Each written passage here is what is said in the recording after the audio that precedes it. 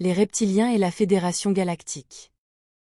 Bonjour à nouveau, merci d'être ici avec moi une fois de plus, j'espère que vous allez très bien aujourd'hui. Je suis Marie.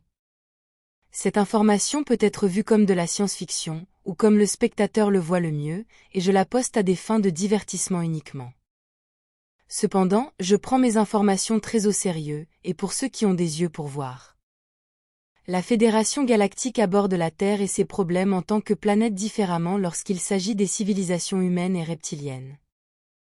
Dans les deux cas, elle doit les maintenir isolés du reste de la communauté galactique, pour des raisons différentes. Pour les humains, ces raisons sont complexes, et je ne rentrerai pas dans les détails comme je l'ai fait dans plusieurs vidéos maintenant.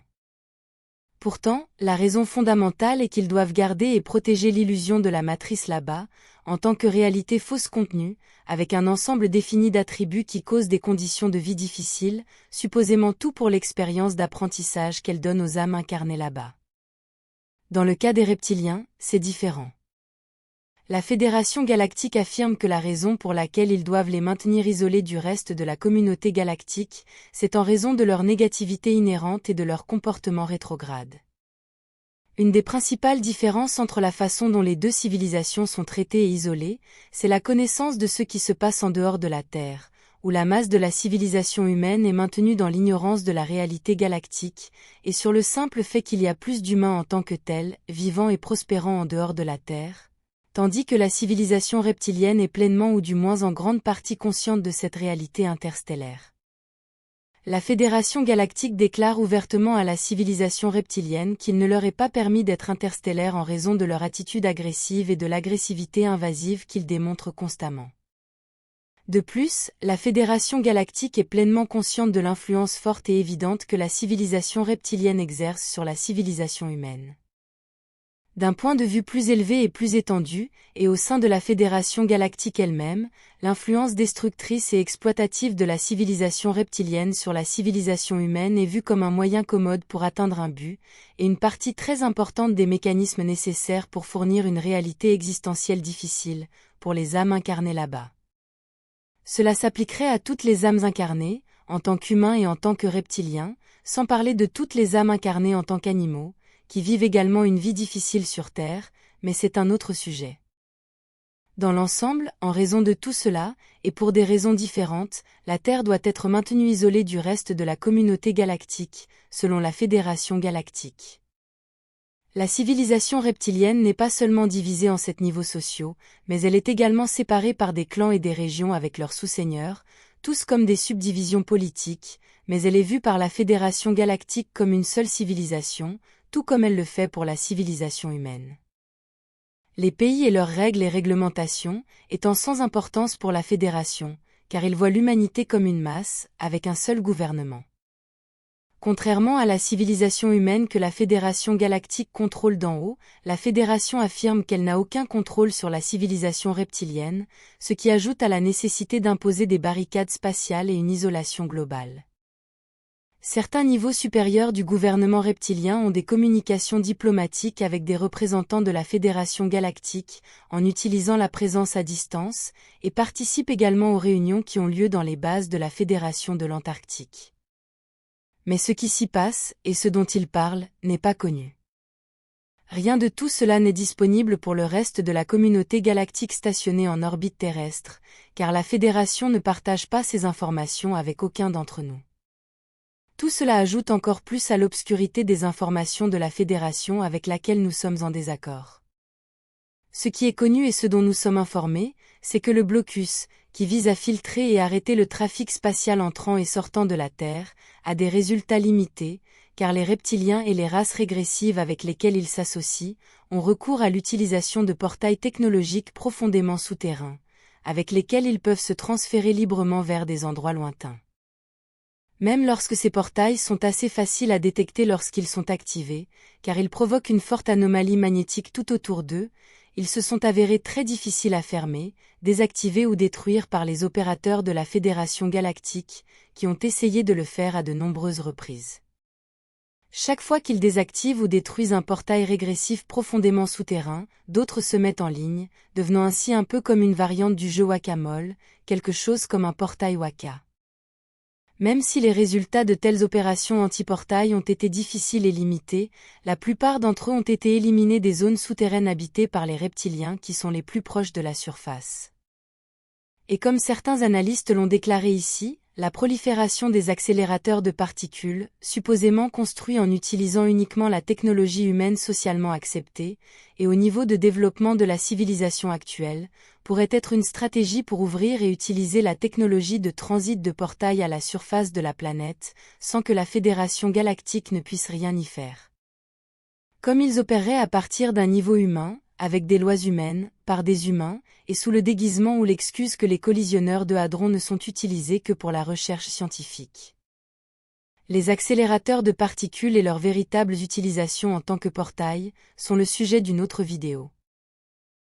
Dans les médias, en particulier la communauté du New Age, il est supposé que les reptiliens sont de mauvaises créatures, comme des entités maléfiques qui exploitent et mangent les humains, mais c'est une façon très simpliste de comprendre un groupe d'espèces très complexe.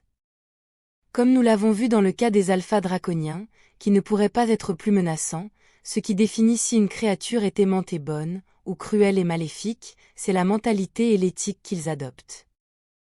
Les génétiques des alphas draconiens reptiliens sont les mêmes, dans les deux cas, où un groupe de leur civilisation peut être extrêmement destructeur à des niveaux inconcevables, car un seul alpha draconien régressif peut dévaster une planète entière. Où ils peuvent utiliser ce même pouvoir pour être l'un des protecteurs les plus efficaces et fiables, et gardiens de la vie, car ils ne laisseront pas interférer quoi que ce soit avec le développement libre des civilisations émergentes qu'ils ont pris sous leur aile. Cette dualité se retrouve chez tous les reptiliens, pas seulement chez les alphas draconiens, bien qu'elle soit plus évidente chez eux en raison de leur immense pouvoir. La galaxie est vaste, et il y a des milliers et des milliers de civilisations reptiliennes progressives et à haute vibration, basées sur l'amour et le respect, et qui chérissent la vie et la protègent. Plusieurs de ces civilisations reptiliennes très positives ont des représentants qui sont actuellement en orbite terrestre, certains d'entre eux étant des membres actifs de la Fédération galactique, et d'autres qui ne le sont pas. Ils sont aussi fiables et amicaux que n'importe qui d'autre, mais on en parle à peine sur Terre, car le New Age a activement diabolisé toute énergie reptilienne, et pour cette même raison, ils préfèrent ne pas interférer, et seulement observer ce qui se passe, tout en protégeant les intérêts de leurs nombreux starseeds positifs et aimants, présents sur Terre en ce moment, ayant une expérience humaine. Dans le cas d'un événement de contact complet et idéaliste entre l'humanité et la communauté galactique, le groupe de reptiliens positifs serait très probablement le dernier à contacter ouvertement les humains, car ils savent que leur simple apparition serait la cause de beaucoup d'alarmes parmi la population humaine. En passant, les humains de l'espace interstellaire, tels que les Tégétiens, et nous-mêmes, entre autres, seraient parmi les tout premiers à entrer en contact, car notre apparence physique et nos attributs socioculturels seraient les plus facilement acceptés par les masses humaines, peut-être est-ce l'une des raisons pour lesquelles mon groupe n'a pas encore été fermé. On m'a dit qu'il y a de nombreux comptes rendus sur Terre, d'enlèvements de toutes sortes, mais surtout nocturnes, où l'humain rencontre un être reptilien très positif, qui transmet une énergie très apaisante et aimante. Dans certains de ces cas, un tel être reptilien positif a dit télépathiquement à l'humain qu'ils sont de la famille et qu'ils ne veulent aucun mal, car ils ne font que vérifier leur santé et la communication de fréquences mentales qu'ils doivent avoir tout au long de la vie de l'humain, qui est l'un de leurs graines d'étoiles. Plusieurs chercheurs célèbres sur Terre, dont je préfère taire les noms ici, soutiennent toujours que cette énergie aimante qui émane de l'être reptilien pourrait simplement être un contrôle de l'esprit et de la perception afin d'apaiser leurs victimes, pendant qu'ils leur font ce qu'ils doivent faire. Bien que je ne doute pas que les régressifs puissent utiliser ce genre de jeu d'esprit et de tactique, cela ne signifie pas que tous les enlèvements et rencontres avec des êtres reptiliens sont agressifs, bien que je reconnaisse pleinement que sur Terre, ceux qui sont le plus couramment trouvés sont ceux qui appartiennent à des factions négatives. Qu'une créature soit bonne ou mauvaise est seulement une question de perspective, car la même créature peut être bonne pour certaines personnes et mauvaise pour d'autres. Le bien et le mal sont vus à partir de perspectives plus étendues, et très objectivement, c'est seulement une question relative, car cela dépend uniquement de qui est affecté, ou quels autres intérêts sont mis en opposition les uns contre les autres. Il y a des reptiliens bons comme il y en a de mauvais, tout comme il y a de bons pléiadiens et de mauvais, comme avec toute autre espèce, mais comme je l'ai dit ci-dessus, tout dépend de qui les voit comme bons ou mauvais, et pourquoi. Il s'agit d'une question d'intérêt.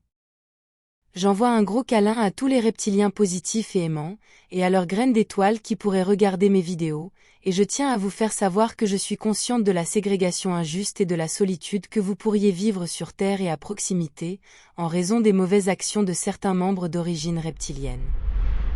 Ce sujet va continuer. Merci d'avoir regardé ma vidéo, et d'avoir liké, partagé, et de vous être abonné pour davantage, et j'espère vous voir ici la prochaine fois. Avec beaucoup d'amour, votre amie Marie Soiroux.